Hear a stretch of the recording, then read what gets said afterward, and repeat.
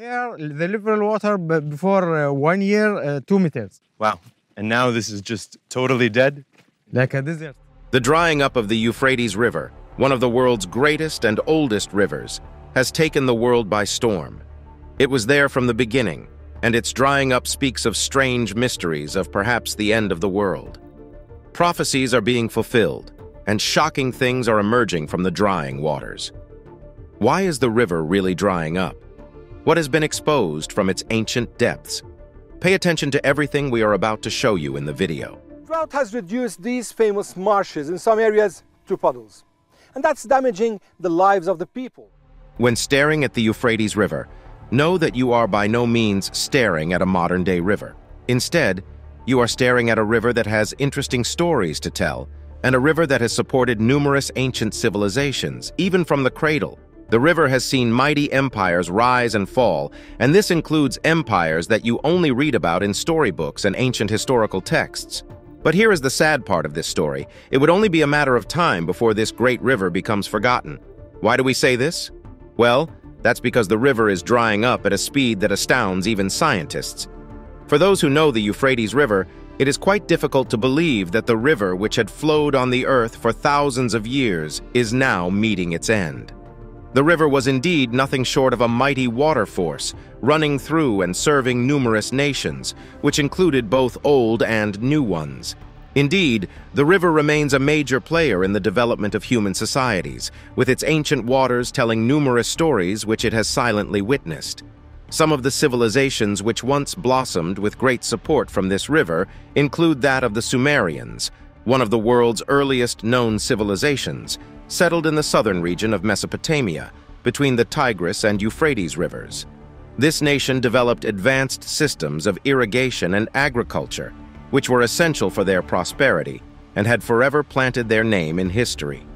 The Akkadians, who followed the Sumerians, also built an empire that encompassed Mesopotamia, where they continued to benefit from the fertile lands along the Euphrates. There was also the city of Babylon, situated along the Euphrates.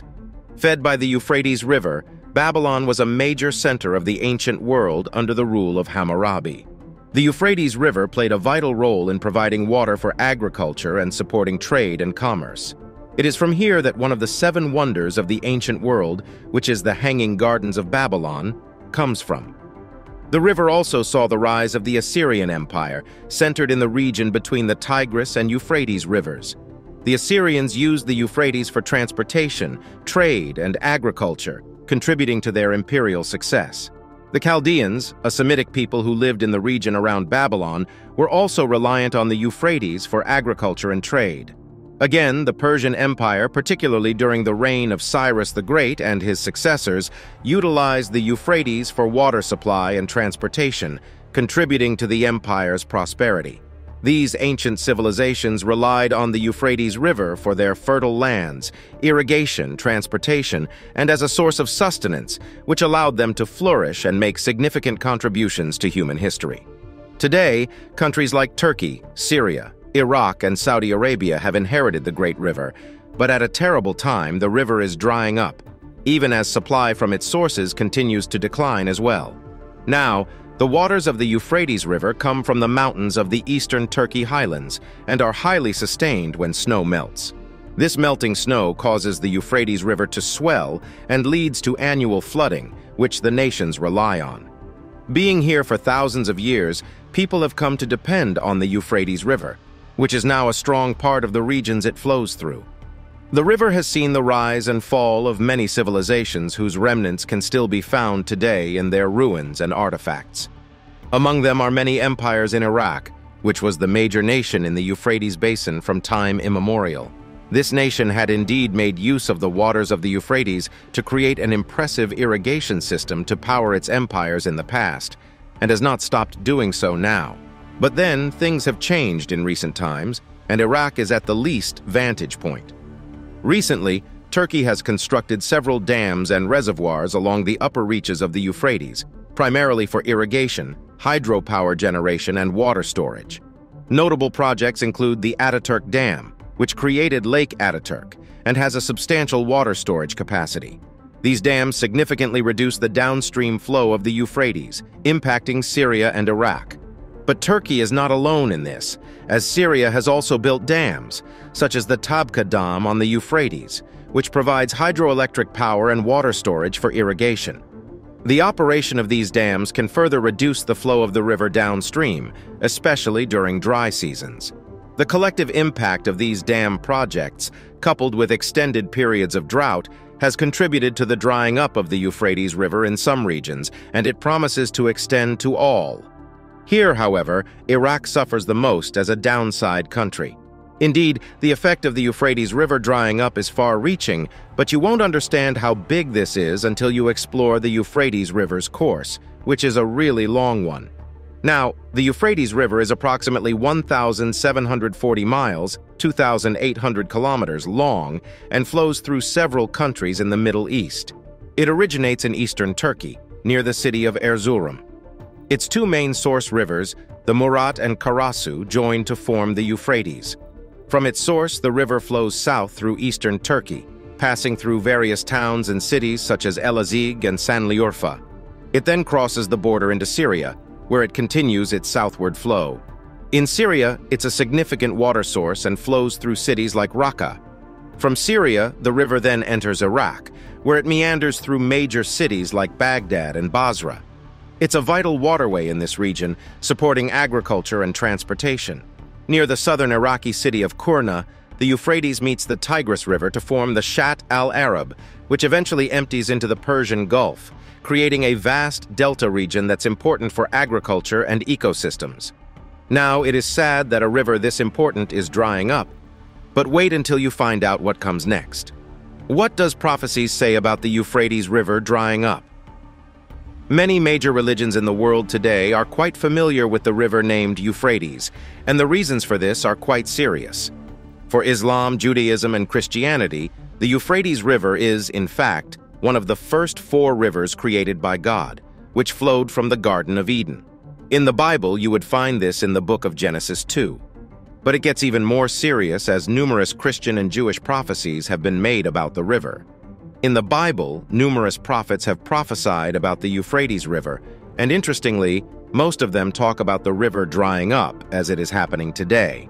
This is no small event, as the Euphrates River is considered a mighty water highway and is referred to as the Great River by the prophets. Amongst those who have prophesied about the river drying up, we find prophet Isaiah, who declared in Isaiah 11:15 that God himself would strike the Euphrates River, allowing the remnants of his people to return to the land. Isaiah also prophesied in Isaiah 44:27 that God will be the one to dry up the rivers. If you follow events closely, you will notice that there's been a strange heat spell traversing Europe and drying up major rivers of which the Euphrates falls. But the peculiarity of the Euphrates River drying up doesn't stop here, as there seems to be a bigger purpose for the river's demise. Another prophet in the Bible known to prophesy about the dry future of the Euphrates River is a prophet, Jeremiah. He prophesied in the book of Jeremiah 46:27 that the Euphrates River would be dried and parched because of the people's idolatry. However, nothing beats the fact that the Bible finally ties up the drying up of the Euphrates River to the end of the world. In the book of Revelation 16:12, it is written that the 6th angel poured out his bowl on the great river Euphrates, and its water was dried up to prepare the way for the kings from the east. Many have tied this prophecy to mean that the Euphrates River will be sadly supernaturally dried up to allow forces from the east to cross in order to fight a symbolic battle known as the Battle of Armageddon. Here, the Battle of Armageddon is seen as part of the series of events leading up to the second coming of Jesus Christ and the final judgment. It is often associated with a period of great tribulation and turmoil. Many interpretations see the battle as highly symbolic, representing the ultimate confrontation between the forces of good, representing God and his followers, and evil, often represented by Satan and his followers. It symbolizes the final defeat of evil and the establishment of God's ultimate reign. That is not all, as another terrifying reason seems to be the responsibility for the Euphrates drying up, and this time, it has to do with angels. In the book of Revelation 9:14, it is written, saying to the sixth angel who had the trumpet, "Release the four angels who are bound at the great river Euphrates." This is another prophecy tied to the Euphrates River as it dries. This scripture suggests that the Euphrates River might have been a prison yard where fallen angels had been locked up for thousands of years, and as part of the end-time events, these fallen angels, now considered to be demons, would be released. Recently, as the Euphrates River continues to dry up, a series of complaints have been launched by locals, hearing eerie sounds emerging from the river's depths. This has caused a great deal of concern from the world population, as these angels, according to prophecy, would wreak havoc on the world. If the sounds heard are indeed that of falling angels warming up for their release, then we might just have a big problem on our table. Other than Christians and Judaism, even Islam has prophecies about the great Euphrates River drying up. This is written in numerous hadiths, as Prophet Muhammad himself has made scary statements about the Euphrates River drying up. According to him, the Euphrates River will definitely dry up at the end of times, and the results will be the revealing of a great mountain made of gold and great treasures. Thus, it is regarded as the mountain of gold. However, this prophecy is not really a good one, as the aftermath of the revelation of the Golden Mountain promises chaos. According to the Holy Prophet, the discovery of the mountain would stir up greed in the hearts of men, and nations would strive to covet its treasures. This would lead to worldwide chaos and violence, with only a few righteous people surviving the event. Indeed, all of these are quite scary prophecies, and this is probably why numerous efforts are being made to save the river.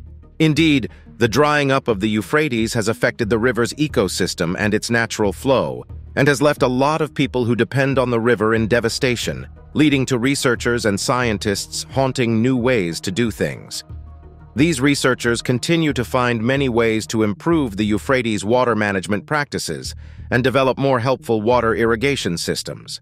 If these researchers fail in their efforts, there is no telling what will become of the land without the Euphrates River. A perfect example of the chaos that will ensue can be seen in the story of the marshes, a lush land indented with numerous smaller water channels, which greatly nourished the land as well as the marsh Arab people who populated the region. The land of the marshes is planted along the Euphrates River and is often referred to as the Mesopotamian marshes, which is a unique and historically significant region located in southern Iraq.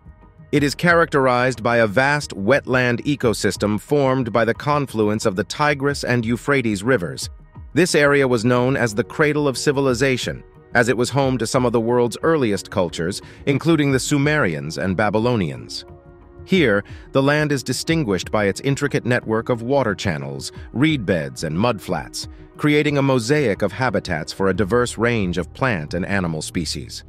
The marsh Arabs, or Madan, have inhabited these wetlands for centuries, relying on a traditional lifestyle centered around reed houses, fishing, and water buffalo herding. However, this unique environment faced significant threats due to drainage projects and political conflict in the 20th century. The draining of the Mesopotamian marshes in Iraq was a deliberate and extensive project conducted by the Iraqi government, as the marshes were seen as a place of opposition to the Iraqi government, and Saddam Hussein's regime sought to suppress dissent by draining the marshes and displacing the marsh Arabs. The drainage of the marshes had severe environmental and cultural consequences, leading to the loss of a unique ecosystem and the displacement of indigenous communities. Thus, the once vibrant marshes land soon became desolate, leading to the disappearance of the marshes almost into nothingness until power changed hands when Iraq invaded the land in 2003. Iraq recognized the benefits of the land, so the drainage policy was soon revoked. Since then, efforts have been made to restore and conserve the marshes with initiatives to reflood drained areas and protect the ecosystem's biodiversity. But the damage done was extensive. Here, another difficulty faced is the fact that the Euphrates River as a whole was no longer the same. The river has dropped pretty low, making it only possible for very shallow boats to navigate the river. However, these shallow boats can only go as far as Hit, which is about 53 meters above sea level, a barrier the boats cannot go past. Following this to reach the marshes, there remains about 1,200 miles or 1,930 kilometers of distance to cover. This distance would mean an upstream trek, which is, of course, stringent, but this hasn't deterred the Iraqi government from making efforts to save the marshes. Ultimately, the region continues to be of historical, cultural, and environmental importance, and its restoration efforts are vital for its survival and the preservation of its rich heritage. But now that the river is drying up, what has been discovered? Now, one good aspect of the drying up of the Euphrates River is the many archaeologically relevant discoveries that have been made as the Euphrates River continues to recede. On this matter, the director of the Anbar Antiquities Department, Ratib Ali Al-Kubaisi, does not fail to speak his mind. According to Al-Kubaisi, the drought has opened up a whole new land of opportunity for archaeologists, who have now been able to access sites that were previously flooded. He said that they had discovered new sites from the Sumerian, Akkadian, Babylonian, and Roman periods, and that they had also found new artifacts, including pottery, jewelry, and coins. Al-Kubaisi said that the discoveries are exciting and that they are helping us to learn more about the history of this important region. He also said that the discoveries are a reminder of the importance of preserving our cultural heritage. According to him, everyone thought that Anbar was only a desert with no historical importance. But we discovered that this area is one of the most important archaeological areas in all of Iraq. This part of Iraq was the first to be settled. But there's more.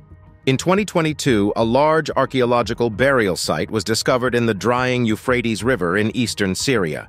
The site was revealed as the water levels in the Euphrates Dam Lake receded. The burial site is believed to be from the Bronze Age, dating back around 3,400 years. It contains dozens of graves, and archaeologists have already uncovered a variety of artifacts, including pottery, jewelry, and weapons. The discovery of the burial site is significant because it provides new insights into the funerary practices and culture of the people who lived in the region during the Bronze Age. It is also the first time that a burial site from this period has been discovered in the Euphrates River Valley. Archaeologists are still excavating the site, and they hope to learn more about the people who were buried there and their way of life.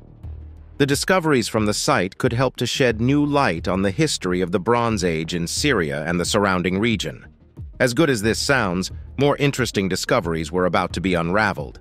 Recently, a colossal head sculpture emerged from the receding waters of the Euphrates River in Raqqa province, Syria. The sculpture is believed to be from the Akkadian period, which dates back to around 2300 BC. It is made of limestone and is over 2 meters tall. The sculpture depicts a man with a beard and a headdress. The man's expression is serious and determined. The sculpture is well preserved and its intricate details are still visible. The discovery of the head sculpture is significant because it is one of the largest and best preserved Akkadian sculptures ever found. It also provides new insights into the art and culture of the Akkadian period. Archaeologists are still studying the sculpture, and they hope to learn more about its identity and purpose. The sculpture is believed to have been part of a larger statue or monument, but the rest of the statue has not yet been found. In the end, people are left in awe, as some believe that the sculpture can bestow blessings. The discovery of the head sculpture is also a reminder of the rich cultural heritage of Syria. The country has been home to many different civilizations over the centuries, and many archaeological sites have yet to be discovered. What do you think about the drying up of the Euphrates River? Let us know your thoughts in the comments section below.